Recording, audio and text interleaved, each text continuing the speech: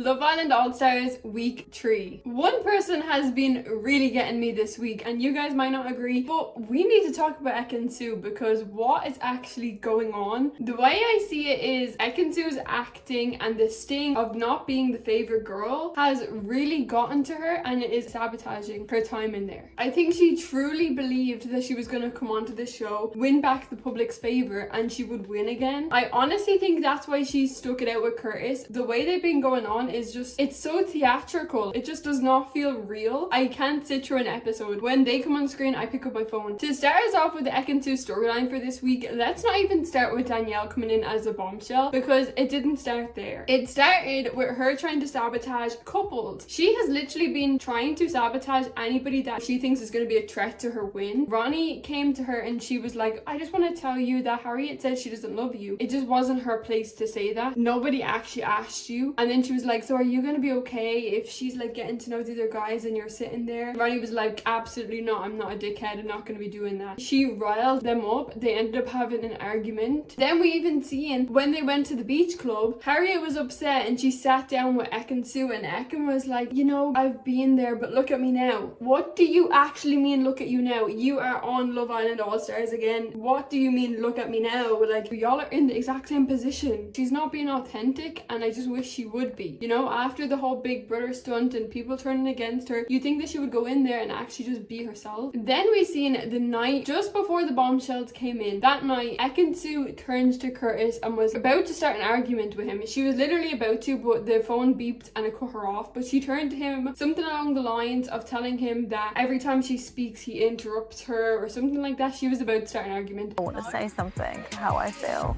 You have something to say, which then the conversation that I want to say gets put somewhere else. That's rubbish. You say how you feel all the time. Yeah, but I can probably count 15 times in the past 3 days. I know, correct, but there's something particular I want to say, and Oh, God. babe, it's you. She was literally looking for something to fight with him over because that same day she was not voted as the favorite girl. She was about to start the Ekin-Su show because she didn't get favorite girl. Curtis's phone beeps and he has to go to the Hideaway for a date with a bombshell. Now, Danielle picked Curtis because she thought, he's somebody I'd like to get to know. I know when I go into the villa with Ekin-Su there, I'm not going to be able to get to know him. Good choice for choosing him to go to the Hideaway. They have to spend the whole night in the Hideaway, so Curtis is spending the night in the Hideaway with Danielle. While he's in the Hideaway, we see Ekin-Su already start the theatrics. She's saying to the girls, before he went, he told me he's confused. Because you were about to start an argument with him, why wouldn't he be confused? She missed that part of the story. I feel like when people are reacting to this, they're not realizing that she was about to start arguing with him over nothing. So she's telling the girls, he came over and kissed me and told me he's confused. Why is he confused when he's not even seeing the girl? He's not talking about the bombshell, he's talking about you. You are confusing. Now, Curtis does seem like a really chill guy. I'm not defending Curtis. He has a track record of being terrible with the girls. We've seen what he did to Amy Hart. We've seen he cheated on Maura Higgins. We've seen in Love Island games, he was with that blonde girl and then he was kissing the other girls, even though that girl thought he was taking her serious. We also seen before he came into Love Island, before he just came in here, he just broke up with a girl. I'm pretty sure when Catherine asked him, how long have you been single? It wasn't that long. It was like 4 weeks or something. He's just recently out of a relationship, so I'm not defending Curtis, but Ekin-Su really needs to be checked here. Curtis goes into the Hideaway to spend the night with the bombshell, yada yada yada. Next day he comes out, Ekin-Su is already riled up, like she is playing this shit out. She is going to make sure by fire by force she is voted the favorite girl and she is going to win this show. They come out of the Hideaway, Danielle takes the boys, Sammy takes the girls. Production, that's what happens. Ekin-Su is straight away saying to Sammy, what did he do? Tell me what he did. Tell me what he said. And Sammy was like, ask him yourself. Do I know you? Fast forward, Ekin-Su is having a private conversation with Elma because Elma was in the Hideaway with them. And Elma says like, nothing happened. He openly said he's closed off, like nothing happened. They were chatting all night. In the morning, he touched her hand, but like it was nothing deep. She literally picked up Catherine's hand and showed Ekin he was checking out her ring. Ekin went and told Curtis, Elma said you were holding her hand in the morning. What was that all about? So I don't even know why was she twisting Elma's words. Elma is obviously going to be her enemy now because she is voted as the favorite girl. Are we not clocking her tea? Because what is she actually playing at? One thing she doesn't even know, when Curtis was in the hideaway, Danielle asked him if he was closed off. He said he's closed off. What does closed off even mean? Because I said I'm closed off, but I don't even know the girl. That was kind of shady of him to say, because you agreed to be closed off, nobody forced you. Now, being closed off and saying you're closed off at nearly 30 is crazy. Either you're in a relationship or not. They were closed off after day 3 or something crazy like that. Curtis tells Danielle, I don't even really know what that means. I don't know her. So Curtis is open with Ekin-Su when he gets out, and he's telling her, I told her we're closed off, whatever. She's like, why are you gonna keep talking to her? And he's like, I'm not gonna pull her, but if she pulls me, I'm gonna talk to her. They just went in circled for quite a long time about this. Then Ekin-Su walks out at nighttime and she sees that they're having a conversation. She starts crying, but there was no tears present, and she made sure to put her head into Ronnie's jacket because her acting skills are not up to that level that she can make herself cry on demand. Honestly, it was all very dramatic. Honestly, nothing even deep had happened. It was very clear Danielle was getting to know Curtis and Ron. She wasn't even just all up on Curtis's shit. So then they decide to have a conversation, and Curtis is like, I want to speak about this tomorrow because emotions are high right now. I don't want to do this right now. She doesn't care. She wants to talk it out right now. She's like, no, because in the morning you're going to tell me it's done and you're going to with Danielle. Honestly, if he did that, I wouldn't be surprised because you're very dramatic. Like I said, he's a chill guy. He just wants chill. He doesn't want drama, you know. This conversation went from 0 to 100 so quickly. It was like, fuck you if you think I'm not authentic. He was like, I don't even know you. She was like, you've judged me from TV. He's like, I've never even watched you on TV. Who the fuck are you? Boy, why are you lying though? Because we're playing both sides here. You actually just said a few weeks ago that you judged her from being this big character on TV, and now you don't know her. You need to choose a side. You've either watched her or you haven't. And he's like, I have trauma with my mom and I cut her off, and she's now kissing him on top of him kissing him because he has mother trauma. Honestly, it was fucking bizarre. I actually don't know what we were watching. It was almost like an audition for Hollyoaks maybe. They kissed and made up. The next day she told him, you need to tell Danielle that you're closed off. If you are talking to her, it's only as friendship and it's not going to be romantic. He said sure thing. He didn't get around to doing it because the phones bleeped. Sammy and Danielle had to recouple. Danielle picked Curtis. Ekin-Su said no comment, even though nobody asked for a comment. Like, you aren't actually the star of the show. But whatever, we'll move on. No comment. She sat Curtis down and told him, I don't want to know you. I never want to speak to you again. We're done. Threw her drink at his leg. Didn't exactly splash him because obviously she doesn't want to show disrespect because she's only acting and it's not real life. So she made sure to throw the glass at his leg and not over him.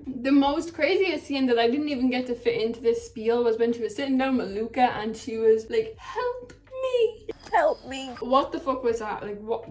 The acting is insane. I can't take it. I cannot take the acting. We can't even say that she will be nominated for any award for this because the acting is just so bad. It stinks. But now Curtis is coupled up with Danielle. She wants nothing to do with him. Point blank period. Whatever. Moving on. She's like, I'm going home. And nobody listened to her because nobody else believed her that she was going to leave Love Island willingly. That wasn't going to happen. Then the boys got a text the next day saying there's going to be recoupling and the boys are going to choose first. The girls were talking to Ekin and was telling her, if picks her now and doesn't pick you, it's done. It has to be done then because this is his choice. And she's like, really? Does that mean I have to be done with him? Really? She doesn't think the storyline's ending there. She wants to keep chasing him because she needs this storyline to stay in the show, and she thinks she's gonna get, and maybe she will, I don't know, maybe her and Curtis are both in on this, that her and Curtis are gonna make up and then win the show because they've had this big storyline, because that's how it worked for her and Davide. But she doesn't realize it was so different, and Davide didn't put up with her acting. He was like, you're an actor and you're actually crazy, where nobody in that villa is checking her. I don't actually understand why is nobody telling her chill the fuck out? Why aren't they telling her that? It's like none of them are actually her friends, none of them are checking her. But Curtis is getting to choose now and nobody knows who's going to choose. It's a cliffhanger. Maybe he's going to pick her, but if he is truthful, I think he should pick Danielle. Him and Ekin-Su are not going to last on the outside. I think if they stay together, it's literally for the storyline of Love Island and to try and get the win. If anything, he should just pick Danielle and call it a day. Him and Ekin-Su are not going to work. Him picking her is just lying to himself and probably telling the public that he's scared of what Ekin-Su is going to do because she's clearly treating Danielle not nicely and icing her out, because why would you talk to my man? Before you get on me, like, I understand they were closed off, but as I said, 30-year-old adults talking about closed off on a reality TV show is a bit mad to me. That's my take on it. Her acting is terrible. Curtis's acting is also terrible. Compared to last week, this week, he has dropped the mask and and he's just looking at her like, what show have I signed up for? Because Ekin-Su is trying to move to Omar now. Weird. Let me know your thoughts on it.